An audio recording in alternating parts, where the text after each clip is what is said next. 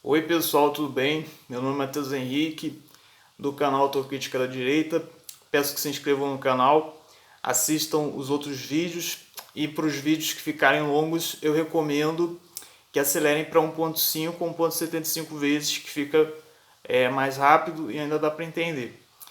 Hoje eu pretendo falar sobre o conceito de Realpolitik e um tipo de vídeo que eu acredito que vai ficar diferente da maioria dos vídeos do canal, porque é apenas apresentação de um conceito e uma discussão aí sobre como que se estabelece esse conceito. Então, a questão da Realpolitik, eu acho que é muito relevante você trazer isso à tona, principalmente no cenário atual, em que existe muitas discussões sobre a questão do que seria política ideológica contra política técnica ou pragmática, alguma coisa assim. Tanto que é muito. Até mesmo o general Heleno, que em tese era da ala militar, que era pragmático, coisa, se eu não me engano, o Rodrigo Maia, em uma dessas discussões aí recentes, ele falou que o general Heleno era da ala ideológica, como tentativa de desprezar o Heleno e desprezar todo mundo aí que supostamente fosse da ala ideológica. E o que acontece? Como eu já tinha falado no meu vídeo, o que é ideologia, essa questão aí da classificação de alguém ou de um grupo como ideológico ou como técnico e pragmático, como eu já tinha falado, no final das contas só serve para ferrar a direita e para criar uma camisa de força no discurso da direita. Porque acaba que, assim, ideologia tem muitos sentidos, como eu já falei que todos os termos usados nas discussões das ciências humanas têm muitos sentidos, porque as ciências humanas são o estudo das instituições, das criações do espírito humano que estão diretamente ligadas à liberdade humana de estabelecer, de tomar decisões diferentes, estabelecer formas diferentes de organização política e social, etc. Então, por causa dessa relação com a liberdade humana, com o arbítrio humano, que é virtualmente capaz de conceber uma quantidade limitada de variações de decisões aí, a definição dos conceitos nessas discussões vai ser sempre imprecisa e vaga. Não é a mesma coisa que as ciências naturais, que você observa ali uma árvore, um animal, e tem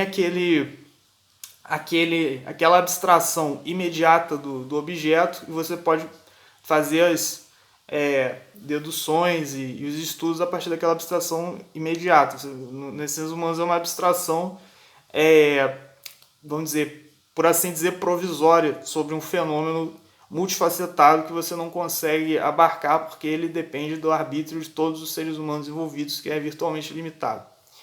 Então, como eu já tinha falado, ideologia tem vários sentidos. Alguns falam que ideologia é um discurso que visa fechar a mente da pessoa para a realidade. Um conto do vigário que busca convencer a pessoa de determinada coisa e que vai se sobrepor à realidade.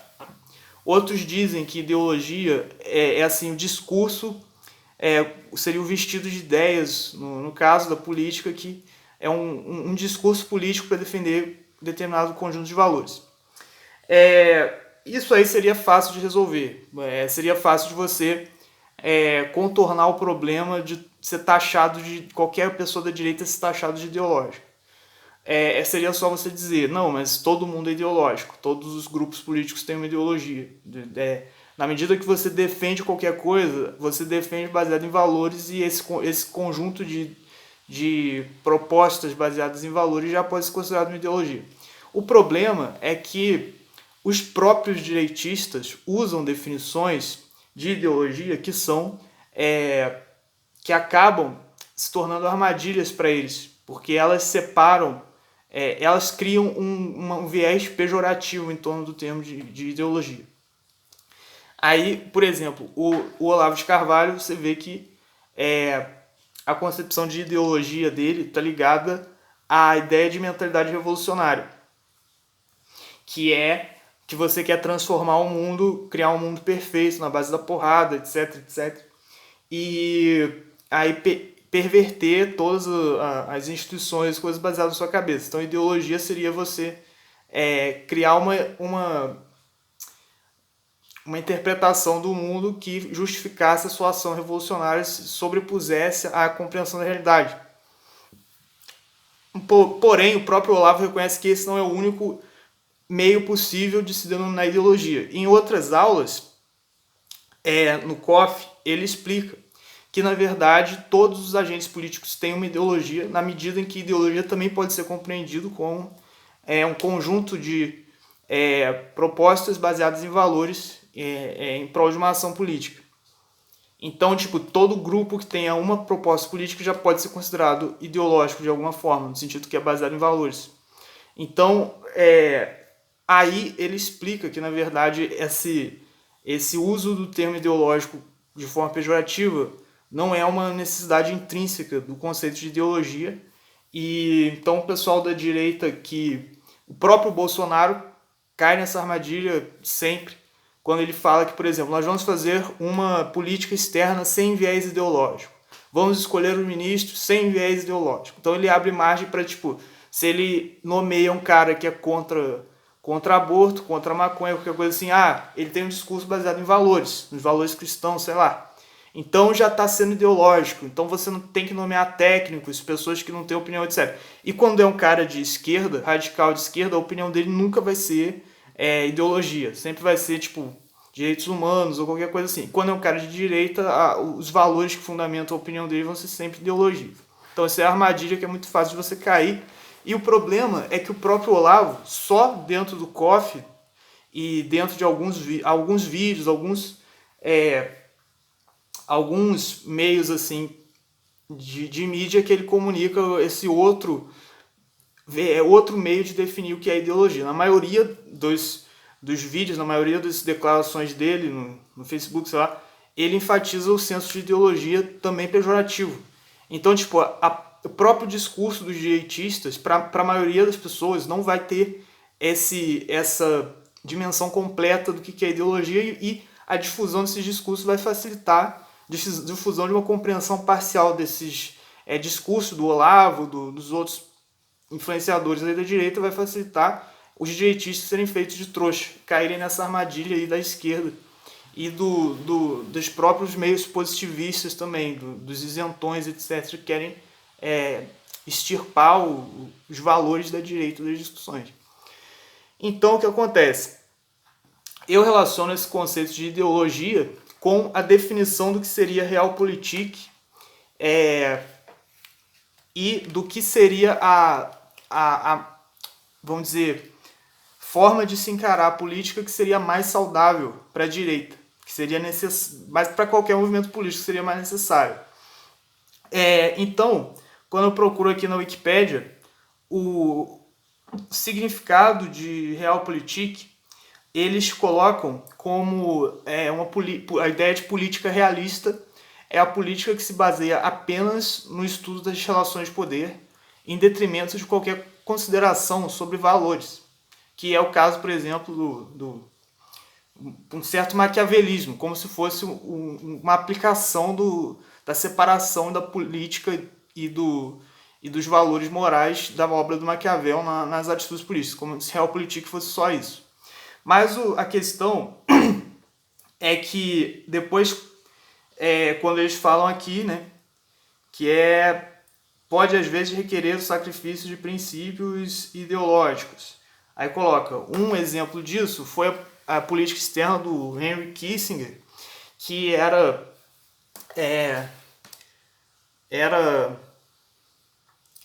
secretário de Estado, alguma coisa assim, né, do Nixon, e que era responsável aí pelas relações com os outros países, e que ele visitou a China. Eu acho que foi ele que estabeleceu relações diplomáticas dos Estados Unidos com a China, alguma coisa assim, e que era um rival ideológico, que era comunista, etc, etc. Mas o problema é o seguinte: na medida em que você usa como referência para a ideia de realpolitik o Bismarck, né, que é o maior exemplo de realpolitik, você vê que essa interpretação de realpolitik como separação absoluta dos valores com a ação política pode não ser a mais adequada historicamente. Porque acontece o seguinte, eu acredito que esse texto da Wikipédia, essa forma, não só da Wikipédia em português, mas também em inglês, também enfatiza essa ideia de diferença entre a ideologia e os valores da política e a ação prática aí na política. Eu acho que toda essa forma de definir o que seria a política realista é artificial, porque, pelo menos no caso do contexto brasileiro, você percebe que isso se relaciona muito com a herança positivista, que tem a ilusão de um governo tecnocrático acima do bem e do mal, que são os caras tão gostosões que eles nem sabem o que é direita e esquerda, porque não se interessa por essas bobagens, porque eles estão acima do bem e do mal, são apenas técnicos. No Brasil, a ideia de separar a noção de política baseada em valores da política levando em conta levando em conta apenas considerações sobre as relações de poder e uma interpretação da situação concreta, a separação entre essas duas concepções de política é influenciada por essa visão positivista. E no caso eu acho que isso tem um certo alcance nos outros países também, mas no Brasil o alcance da ideologia positivista é maior por causa dos meios militares, etc. Mas eu acho que no Ocidente como um todo, essa visão de desprezar aquilo que é considerado ideologia também teve um alcance relevante. Então o que acontece? Eu acho que essa forma de interpretar o que é realpolitik é artificial. Por quê? Porque se você for ver no exemplo do Bismarck, a unificação da Alemanha era um ideal, era um valor em si. O nacionalismo alemão era um valor. Então, por exemplo, eles falam aqui, mas ele deixou de adquirir territórios na Áustria, porque ia ter um benefício para unir os estados alemães, etc. Então acontece o seguinte, ele pode ter deixado de adquirir por, sei lá, qualquer motivo, só que todas essas ações foram para unificar a Alemanha e não é claro, não é claro qual seria a vantagem, vamos dizer, meramente econômica do próprio Bismarck nessa unificação da Alemanha.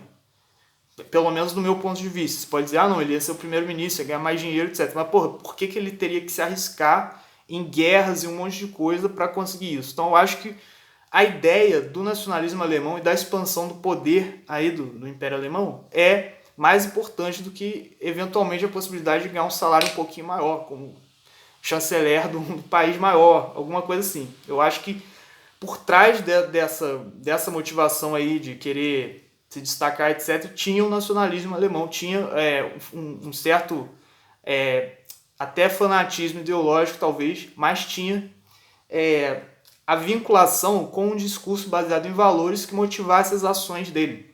Então não era uma política separada dos valores, era, na verdade, uma política fundamentada em valores que também incluía uma análise da situação concreta, das relações de poder, da situação concreta, para criar uma solução de qual seria a forma mais fácil ou a forma viável para realizar esses valores.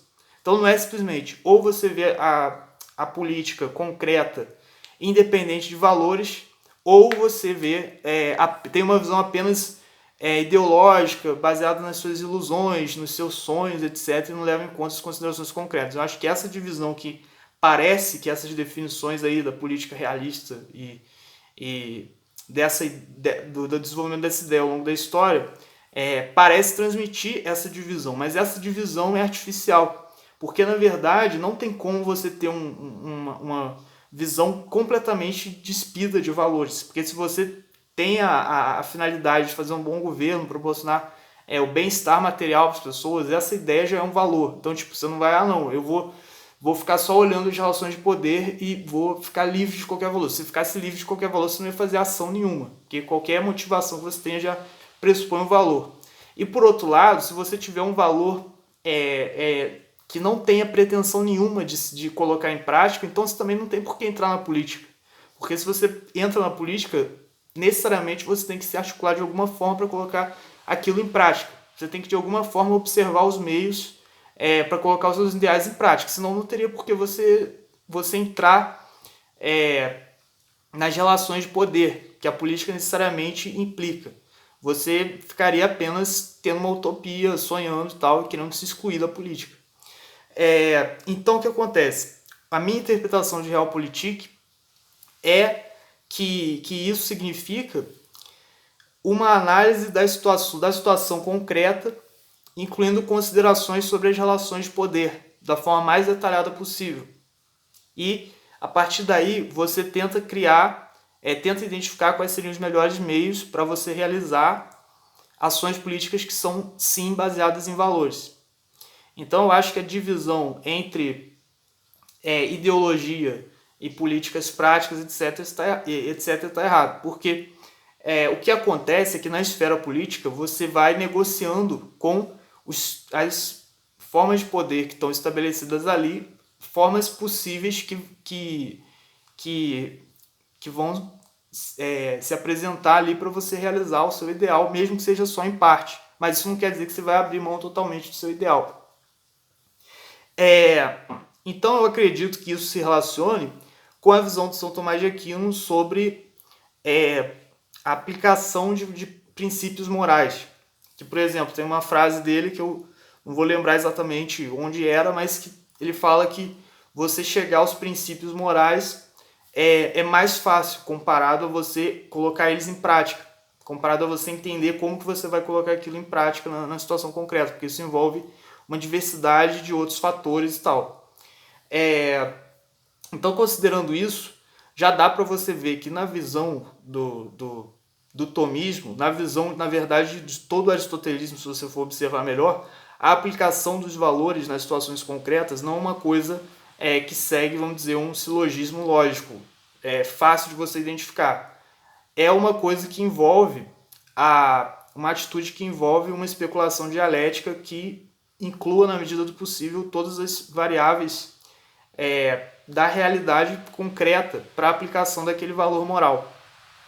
Então, não existe a dualidade entre valor moral e realismo e observação da situação prática. O que acontece é que você tem os valores morais por determinado motivo, mas você vai observar a situação para ver a melhor forma de colocar, de realizar aqueles valores.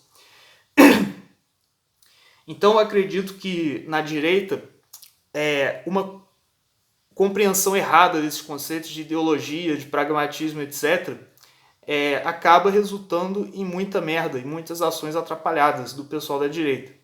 Por exemplo, ou você é visto como ideológico, como um cara que fica sonhando com os valores, etc., ou você é visto como um cara pragmático que basicamente vai ser um filho da puta, que não tem nenhum princípio, nenhuma pauta baseada em valores, que você só pensa em como que você vai articular as coisas para ficar no poder, etc. Então essa dualidade é falsa. Então acaba que o pessoal que seria aí, entre aspas, da ala ideológica, que defende propostas políticas baseadas em valores, não se recusa, vamos dizer, a entrar na política. A política é vista como algo indesejável. Tipo, é como se fosse você tem que participar, mas isso é uma coisa desagradável para você.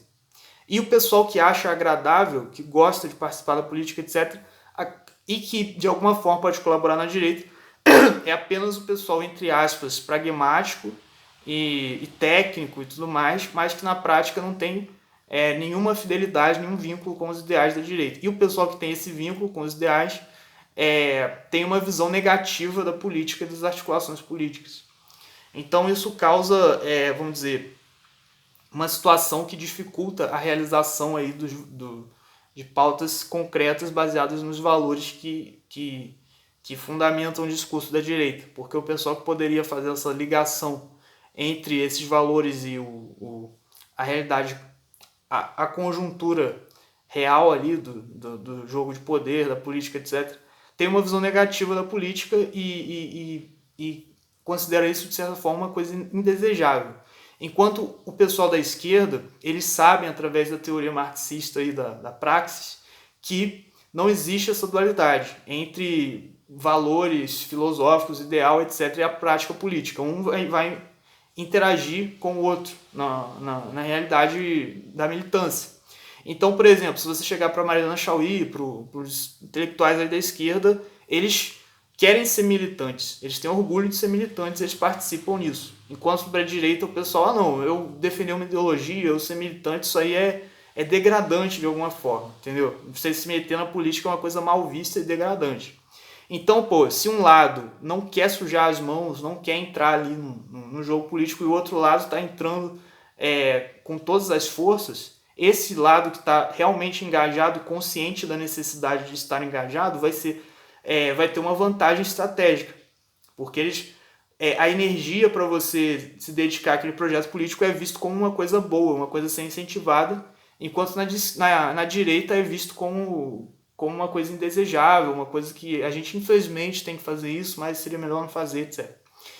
Então é isso, eu acho que tem que mudar essa mentalidade e uma compreensão mais profunda do significado do conceito de política realista e do que seria ideologia, do que seria valores aplicados na política, seria melhor para isso. Mas por enquanto é isso, muito obrigado.